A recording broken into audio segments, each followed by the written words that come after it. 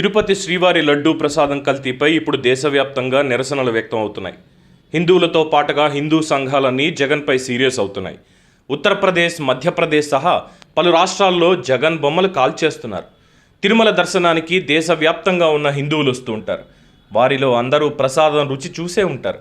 దీనితో ఇప్పుడు దేశవ్యాప్తంగా ఉన్న హిందువులు ఆందోళనలో ఉన్నారు. జగన్ విషయంలో ఇప్పుడు చర్యలు తీసుకోవాల్సిందే అనే ఒత్తిడి కేంద్రంపై కూడా పెరుగుతోంది. సుప్రీంకోర్టుకు తిరుపతి లడ్డూ ప్రసాదం కల్తీ వ్యవహారం చేరింది. సుప్రీంకోర్టులో లెటర్ పిటిషన్, అలాగే ప్రజా ప్రయోజన వాద్యం దాఖలు చేశారు హిందువులు. సుప్రీంకోర్టు ప్రధాన న్యాయమూర్తికి న్యాయవాది సత్యం సింగ్ రాజ్పుత్ ద్వారా లెటర్ పిటిషన్ రాశారు social activist, senior journalist Suresh Chauhan. ప్రజా ప్రయోజన వాద్యాన్ని విశ్వ హిందూ పరిషత్ దాఖలు చేసింది. హిందువుల మనోభావాలు దెబ్బతీసే విధంగా గత ప్రభుత్వం వ్యవహరించిందని పిటిషన్లో ప్రస్తావించింది. లడ్డూ ప్రసాదం తయారీలో నెయ్యికి బదులు జంతువుల నుంచి తీసిన నూనె వాడారని, దీనిపై తగిన చర్యలు తీసుకోవాలని పిటిషన్లో కోర్టుని కోరారు. ప్రసాదం తయారీలో పంది కొవ్వు నుంచి తీసిన నూనె, బీఫ్ ఆయిల్, ఫిష్ ఆయిల్ ఇలా జంతువుల నుంచి తీసిన నూనె వాడారని వస్తున్న వార్తలపై విచారించి సుప్రీంకోర్టు తగిన చర్యలు తీసుకోవాలని పిటిషన్లో పిటిషనర్లు కోరారు.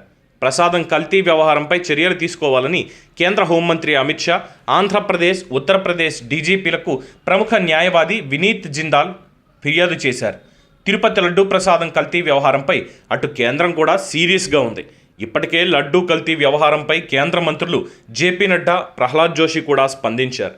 ఏపీ సీఎం చంద్రబాబుతో కేంద్ర ఆరోగ్య శాఖ మంత్రి జేపీ నడ్డా మాట్లాడారు. నెయ్యి నాణ్యత, కల్తీపై ఉన్న నివేదికను అందించాల్సిందిగా చంద్రబాబును కోరారు. రాష్ట్ర నియంత్రణ అధికారులతో కూడా నడ్డా మాట్లాడారు. ఆహార భద్రతా ప్రమాణాల ప్రకారం తగిన చర్యలు తీసుకుంటామని కేంద్ర ఆరోగ్య శాఖ మంత్రి జేపీ నడ్డా స్పష్టం చేశారు. తిరుపతి లడ్డూ ప్రసాదంపై ఏపీ సీఎం చంద్రబాబు చేసిన వ్యాఖ్యలు తీవ్రంగా పరిగణించాల్సిన అవసరం ఉందని కేంద్ర మంత్రి ప్రహ్లాద్ జోషి కూడా వ్యాఖ్యానించారు. ఈ వ్యవహారంతో అన్ని రాష్ట్ర ప్రభుత్వాలు కూడా అలర్ట్ అయ్యాయి. కర్ణాటకలోని అన్ని దేవాలయాల్లో నందిని నెయ్యి వాడాల్సిందే అని ప్రభుత్వం ఆదేశాలు కూడా జారీ చేసింది.